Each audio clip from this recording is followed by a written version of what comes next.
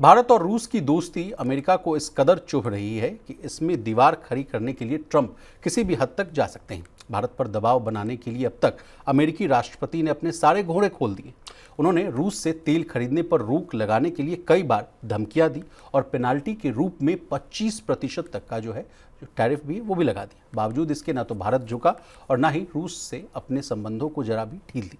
Trump का हाल अब खिसियाई बिल्ली की तरह हो गया है, जो अपनी ताकत दिखाने के लिए खंबे नोच रही है। भारत पर सीधी धमकी से बात नहीं बनी तो ट्रंप ने रूस के बहाने हमें नुकसान पहुंचाने की कोशिशें शुरू कर दी। इसका पहला कदम उन्होंने रूस की 2 सबसे बड़ी तेल कंपनियों पर प्रतिबंध लगाने के साथ ही उठा लिया। अमेरिका ने बुधवार रात रूस को 2 प्रमुख तेल उत्पादन कंपनियां हैं, रोजनेफ्ट और लुक ऑयल पर प्रतिबंध लगा दिए। वैसे तो इसके पीछे का मकसद यूक्रेन के साथ युद्ध रोकने को लेकर रूस पर दबाव बनाना बताया जा रहा है, लेकिन बात कुछ और भी है। अब इसी बात को प्रवीण सर से डिकोड करवाने की कोशिश करते हैं। सर, क्या है ये पूरा मामला और ये जो ऑयल रिफाइनरी कंपनीज और तमाम जो हमारे ओएमसीज हैं उनके लिए कितनी चिंताजनक वाली बात है? पूरी बात समझाइए। नहीं, देखिए, अमेरिका का जो फैसला है, 2 रशियन बड़ी कंपनियां हैं, दोनों रोजनेफ्ट जाहिर तौर पर जाना पहचाना नाम है और दूसरी ल्यूक ऑयल, इन पे सैंक्शन लगा दिए हैं, नए सैंक्शन लगे हैं। और इसके पहले ब्रिटेन भी इन दोनों कंपनियों पर लगभग 1 महीने पहले सैंक्शन लगा चुका है। ब्रॉडर अपने पूरे जो स्टेप्स हैं रूस को रोकने को लेके, उसकी वजह से अमेरिका के इस प्रतिबंध लगाने के बाद सबसे बड़ी जो खबर है वो ये है कि रिलायंस, जो कि सबसे बड़ी बायर है रशियन ऑयल की इस वक्त, उसने अपने जो रोजनेफ्ट से जो ऑयल की ख़रीदारी है 5 लाख बैरल पर डे की जी, उस पर पूरी तरह से रोकने की बात कही है। ऐसी खबरें आ रही हैं, रॉयटर्स की भी हवाले से खबर आई है। भारत सरकार की तरफ से भी जो रिपोर्ट्स आ रही हैं उसमें कहा गया है कि जो ऑयल मार्केटिंग कंपनियां हैं उनको रशियन ऑयल का जो इंपोर्ट है उसको कट डाउन करने के लिए कहा गया है कि आप कटौती करें। तो खबर अब इस बात की है कि भारत जो है रूस से तेल की खरीद को कम करने की तैयारी कर रहा है, कम करेगा जी।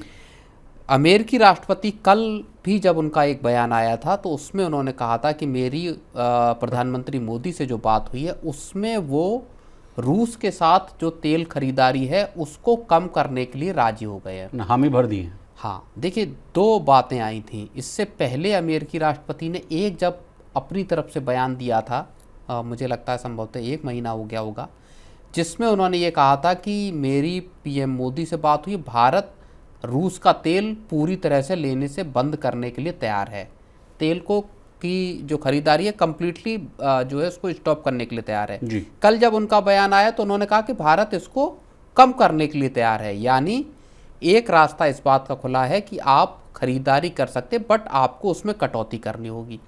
ये जो एक रुख में बदलाव हाल फिलहाल के वक्त में आया है, ये चीज़ बताता है कि दोनों देश अब एक जो बड़ी ट्रेड डील की तरफ आगे बढ़ रहे हैं, उसकी दिशा में एक जो कॉन्फिडेंस बिल्डिंग मेजर जो होता है CBM की तरह, उसके तौर पर ये स्टेप उठाया गया, जिसमें रिलायंस की तरफ से भी जो रशियन ऑयल की खरीदारी है उसको रोकने की जो है कोशिश शुरू हुई है। रिलायंस के साथ साथ कहा जा रहा है कि भारत की जो तेल रिफाइनरी कंपनियां हैं जैसे IOCL, BPCL, HPCL, वो भी जो अपने कॉन्ट्रैक्ट्स हैं उनको दोबारा जांच रही है, परख रही है कि ताकि उसको ना हूबहू भारत सरकार के नियमानुसार लाया जा सके। नहीं, बिल्कुल, उसमें एक और चीज़ हो रही है। अब जो ऑयल मार्केटिंग कंपनियां हैं या जो सरकार है, ऑयल मिनिस्ट्री, वो ये देख रहे हैं कि जो इनके अब जो ऑयल परचेज हो रहा है भारत का, जो कंपनियां कर रही हैं, उसमें जो ऑयल का सोर्स है उसमें कहीं रोजनेफ्ट या ल्यूक ऑयल शामिल तो नहीं है। अगर ये शामिल होंगी तो भारत भी उन सैंक्शंस की जद में आएगा।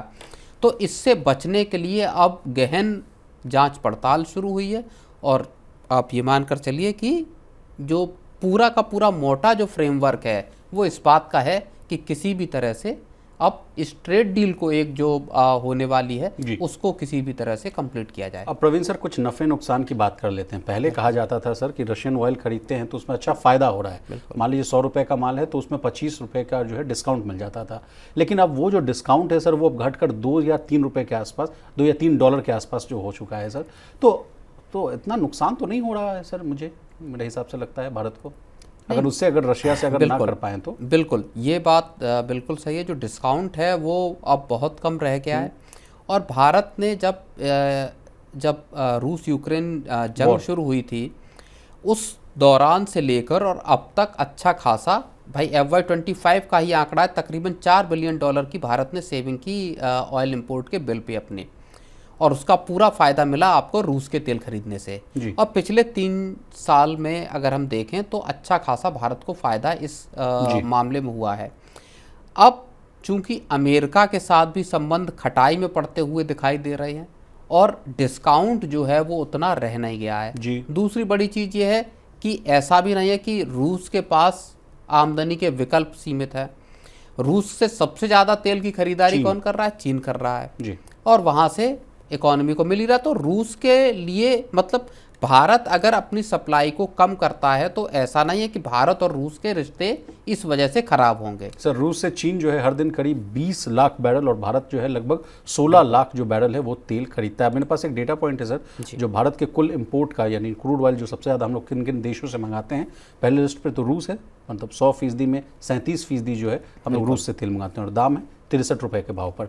इराक है दूसरे नंबर पर, 21% है हम लोग इंपोर्ट लेते हैं। सऊदी अरब 15, यूएई 10 और अमेरिका 7। सर, अमेरिका वाले पॉइंट पर मैं रुक जाना चाहूँगा। अब जो बात आ रही है नफ़े नुकसान वाली बात हम लोग आपसे समझ चुके हैं, लेकिन अब जो बात आ रही है कि मान लीजिए जब हम लोग रसिया से तेल नहीं खरीदेंगे तो क्या अब जो है महंगी कीमत पर क्रूड ऑयल खरीदेगा भारत? ये अगला प्रश्न आता है। नहीं, देखिए उसमें एक क्योंकि और अमेरिका चीज़ से है। हम लोग सर 83 रुपीज़ के भाव पर खरीद रहे हैं। हाँ, उसमें एक और चीज़ है, क्रूड के दाम अभी भी बहुत नीचे चल रहे हैं। कभी क्रूड का दाम $100 पर बैरल के ऊपर भी रहा, लेकिन अभी ये भारत की जो एक रेंज है, जो एक कंफर्टेबल जोन है, उसमें बना हुआ है 60 से 65। हाँ, और दूसरी चीज़ $60 से $65 का तो हरदीप पुरी ने ये बात कही थी कि अगर इस रेंज में एक लंबे वक्त तक रहता है तो देश में पेट्रोलियम प्रोडक्ट्स की, मतलब पेट्रोल डीजल की कीमतें कम हो सकती हैं। जी। तो वो तो उन्होंने आंकड़ा ऐसा दिया था कि उसकी वजह से दाम कम हुए कहाँ। जी।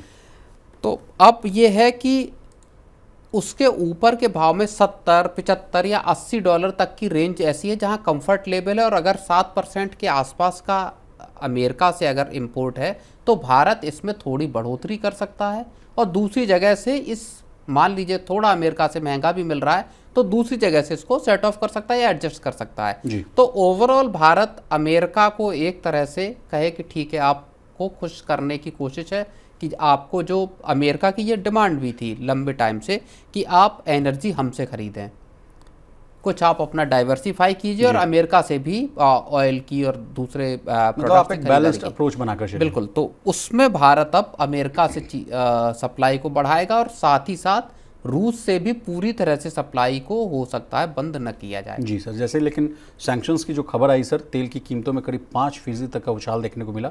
ब्रेंट क्रूड सर 4% बढ़कर $65 प्रति बैरल के आसपास है और यूएस क्रूड जो है 4% बढ़कर $61 प्रति बैरल के आसपास पहुंच गया है। सर, तो अगला सवाल मेरा आपसे है जो कंज्यूमर सेंट्रिक है, क्या आने वाले समय में सर हमें झटका लग सकता है? क्या पेट्रोल डीजल की जो कीमतें हैं वो बढ़ती हुई नजर आएगी? नहीं, मुझे लगता है ये शॉर्ट टर्म की वॉलेटिलिटी है। इसके बाद स्थिर प्राइसेस फिर से होते हुए हमको नज़र आएंगे, क्योंकि देखिए इजराइल हमास की एक जो मिडल ईस्ट की जंग थी वो भी रुकी है इसी बीच में। जी। और वो एक बहुत बड़ा फैक्टर है पूरे मिडल ईस्ट में तनाव को कम करने के लिहाज से, क्योंकि ये जो वॉर थी ये न सिर्फ इजराइल तक या हमास गाज़ा पट्टी तक सीमित थी, इसकी जद में फिर ईरान था, लेबनान में हमले हुए, यमन के जो हूतीज़ हैं उनके साथ एक वॉर चल रही थी। तो पूरा का पूरा मिडल ईस्ट एक तरह से एक जंग के हालात में था। जी। एक और बड़ा जो चेंज हुआ है पिछले कुछ महीने में वो हम देख रहे हैं सीरिया में जहां पूरी की पूरी बशर अल असद छोड़ के गए और नई सत्ता काबिज हुई। तो एक तरह से अब जो वहाँ गृह युद्ध के हालात थे वो भी खत्म हुए, तो मिडिल ईस्ट थोड़ा बहुत स्टेबल होता हुआ अब दिखाई दे रहा है। अब प्रवीण सर, एक लास्ट सवाल, इंडिया यूएस रिलेशंस की बात की जा रही, तो sir India US trade deal पर भी जो लेटेस्ट अपडेट है वो बता दीजिए सर। बहुत जल्द क्या डील होती हुई नजर आएगी? नहीं, पूरी की पूरी ये जो कवायद चल रही है ये दरअसल ट्रेड डील को लेके ही चल रही है। कब इस डील का ऐलान हो जाए, ये एक देखने वाली बात है। किन किन मुद्दों पे सहमति होगी जब ट्रेड डील होगी, उसके जो फाइन प्रिंट्स क्या हैं वो देखने वाले होंगे विशाल।